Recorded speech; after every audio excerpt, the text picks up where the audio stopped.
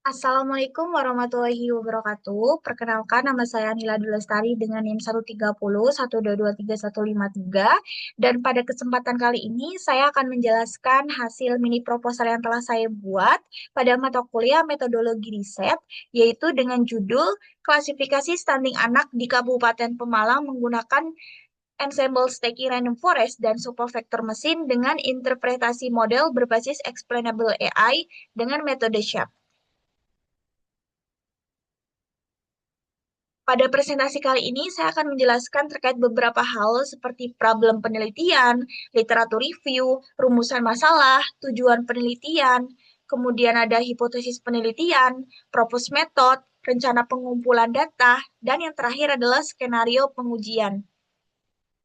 Seperti yang sudah kita ketahui bahwa stunting itu merupakan kondisi gagal tumbuh pada anak akibat malnutrisi kronis yang ditandai dengan tinggi badan menurut umur itu berada di bawah standar. Nah, kondisi ini itu tidak hanya berdampak pada pertumbuhan fisik, tentunya juga dapat mempengaruhi perkembangan kognitif, produktivitas, serta kualitas sumber daya manusia di masa depan. Bisa dilihat bahwa secara global, prevalensi stunting itu mengalami penurunan dari 26,4% pada tahun 2012 menjadi 23,2% pada tahun 2024. Namun capaian ini tuh belum memenuhi target dari WHO sehingga WHO itu memperpanjang target penanggulangan stunting hingga tahun 2030. Bisa dilihat sendiri bahwa di Indonesia stunting juga masih menjadi permasalahan yang serius bagi kesehatan nasional. Prevalensi stunting pada anak balita itu tercatat sebesar 22% pada tahun 2023 yang masih melampaui ambang batas WHO sebesar 20%. Hal ini juga didasari oleh Survei Status Gizi Indonesia atau SSGI pada tahun 2021 yang juga mencatat angka stunting itu sebesar 24,4% atau sekitar 5,33 juta anak itu mengalami stunting. Dan ternyata Kabupaten Pemalang di Provinsi Jawa Tengah juga turut menghadapi permasalahan serupa dengan prevalensi stunting itu sebesar 15,3%. Dari data-data yang sudah saya jelaskan, itu diperlukan upaya deteksi dini risiko stunting untuk mencegah dampak jangka panjang terhadap kualitas kesehatan dan pembangunan manusia di daerah tersebut. Sehingga diperlukan pendekatan machine learning untuk memprediksi seberapa banyak anak yang mengalami stunting di daerah Kabupaten Pemalang, Jawa Tengah. Nah, di sini saya juga telah melakukan literatur review dan saya telah melakukan literatur review itu sekitar 10 paper, akan tetapi di sini saya hanya mencantumkan 3 literatur review teratas. Yang pertama itu ada judul paper dari Performance of Machine Learning Classifier in Classifying Stunting Among Under 5 Children in Zambia yang disampaikan oleh Yaban Yama et al. 2022 dengan paper yang pertama ini itu menggunakan metode seperti random forest, supervector machine, logistic regression, dan KNN sebagai model klasifikasi stunting. Untuk datasetnya sendiri, itu pada paper satu menggunakan Zambia Demographic and Health Survey dari DHS. Kemudian untuk evaluation resultnya sendiri, itu hasil evaluasi menunjukkan bahwa random forest dan supervector mesin itu memberikan performa terbaik dibandingkan dengan metode-metode sebelumnya. Nah, kemudian untuk limitation-nya sendiri, penelitian ini tuh masih menggunakan metode konvensional atau lebih tepatnya metode tunggal sehingga variasi performa antar algoritma itu masih cukup besar. Nah, selain itu juga ensemble stacking dan interpretabilitas model itu belum diterapkan pada paper ini sehingga potensi peningkatan performa dan transparansi model itu belum dieksplorasi. Lalu pada paper yang kedua itu terkait imbalance data problem in machine learning review. Ini lebih terkait membahas tentang bagaimana cara menangani data yang tidak seimbang. Nah, propose metodenya itu menggunakan metode SMOTE, yaitu Cost Sensitive Learning dan Ensemble Based Classifier. Dengan datasetnya itu lebih ke tinjauan sistematis terhadap metode penanganan data yang tidak seimbang. Untuk evaluation resultnya sendiri, itu menunjukkan bahwa data yang tidak seimbang itu model tanpa penanganan imbalance mengalami penurunan recall kelas minoritas hingga di bawah 60%. Kemudian penerapan SMOTE meningkatkan recall kelas minoritas sebesar 10 hingga 25% dan F1 score itu sebesar 8 sampai 20%. Lalu model ensemble itu menunjukkan performa lebih stabil dengan AUC-nya itu meningkat rata-rata 0,05 hingga 0,12 dibandingkan metode tunggal. Untuk limitation-nya sendiri itu sebagian besar studi masih berfokus pada ensemble sederhana seperti Beijing ataupun dengan boosting. Tetapi ensemble stacking pada domain kesehatan anak, khususnya pada klasifikasi stunting ini tuh masih sangat terbatas sehingga efektivitasnya tuh belum banyak dikaji secara empiris. Lalu yang ketiga itu judul papernya yaitu Prediction of Undernutrition and Identification of its Influencing Predictor Among Under 5 Children Using Explainable Machine Learning Algorithm yang disampaikan oleh Islam et al. 2024, di mana propose metodenya itu menggunakan metode random forest, XGBoost, dan supervector machine, dikombinasikan juga dengan explainable AI berbasis SHAP. Lalu untuk datasetnya sendiri itu menggunakan Bangladesh Demographic and Health Survey. Kemudian evaluation resultnya juga model menggunakan random forest itu menunjukkan performa terbaik dengan akurasinya itu sebesar 86,2%. Nah, untuk limitation-nya sendiri, itu explainable AI hanya diterapkan pada model individual ya, jadi belum diterapkan pada model ensemble stacking. Sehingga penelitian ini tuh belum mengkaji bagaimana SHAP itu bekerja pada kombinasi model yang lebih heterogen seperti random forest ataupun super vector machine. Lalu untuk perumusan masalah sendiri, di sini saya telah merumuskan 3 masalah. Yang pertama adalah sejauh mana pendekatan ensemble stacking random forest dan supervector mesin meningkatkan performa klasifikasi stunting anak di Kabupaten Pemalang dibandingkan dengan model mesin learning tunggal berdasarkan metrik evaluasi klasifikasi. Hal ini itu telah saya justifikasi dari penelitian terdahulu yang menunjukkan bahwa metode random forest dan SVM ini tuh memiliki performa yang lebih baik dari model klasifikasi lainnya. Dan dari paper yang pertama tadi itu juga menegaskan bahwa tidak ada satu model tunggal yang konsisten unggul pada resiko skenario sehingga diperlukan pendekatan ensemble stacking untuk mengkombinasikan keunggulan masing-masing algoritma.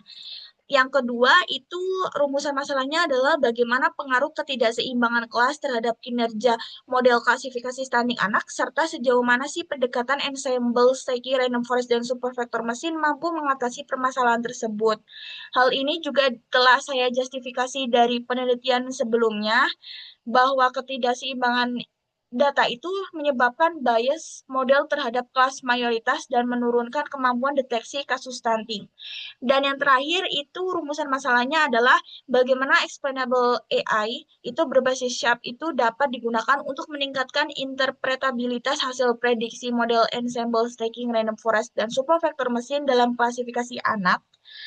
Itu juga berdasarkan justifikasi dari penelitian sebelumnya bahwa SHAP ini terbukti efektif menjelaskan kontribusi fitur pada prediksi status gizi anak. Untuk tujuannya sendiri tentunya akan menjawab dari rumusan masalah saya sebelumnya, yaitu yang pertama, menganalisis dan membandingkan performa klasifikasi stunting anak di Kabupaten Pemalang antara pendekatan ensemble stacking random forest dan supervector mesin dengan model mesin learning tunggal berdasarkan metrik evaluasi yang digunakan.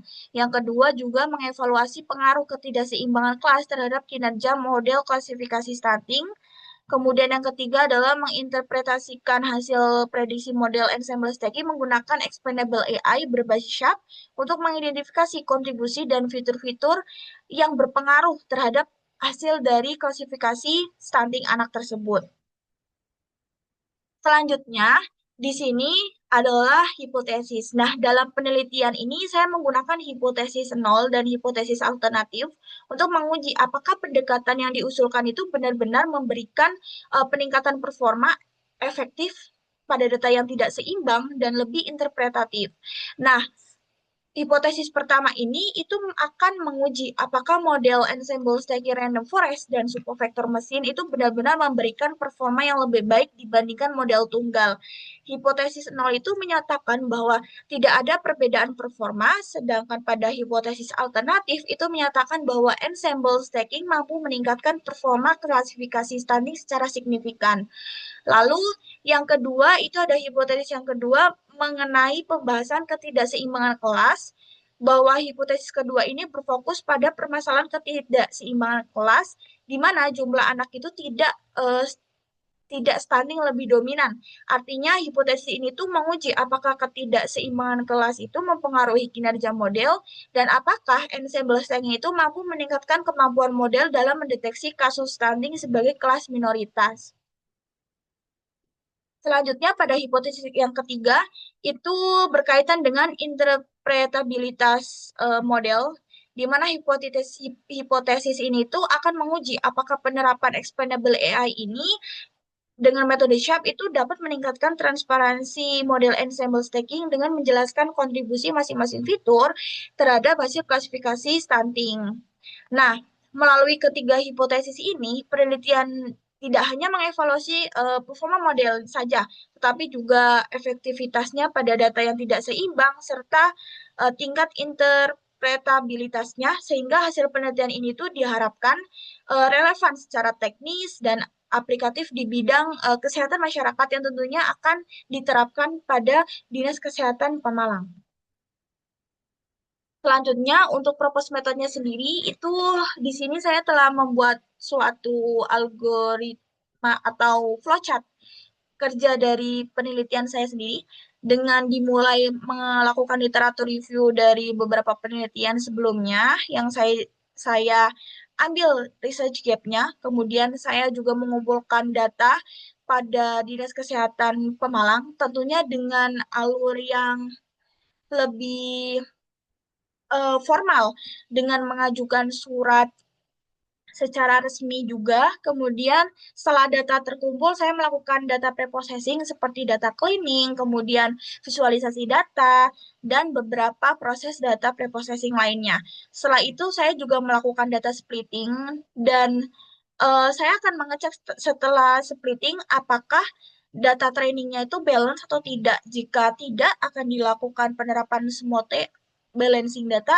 Jika iya, maka akan langsung diarahkan untuk melakukan implementasi dari metode tunggal yaitu random forest dan supervector mesin.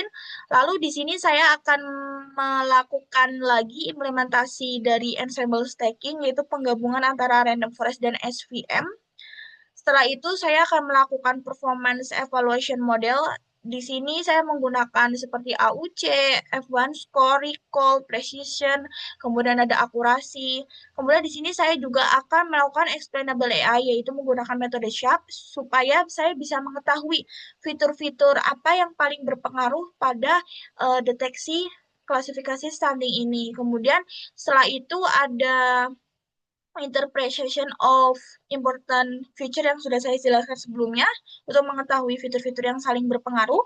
Dan yang terakhir adalah result and conclusion.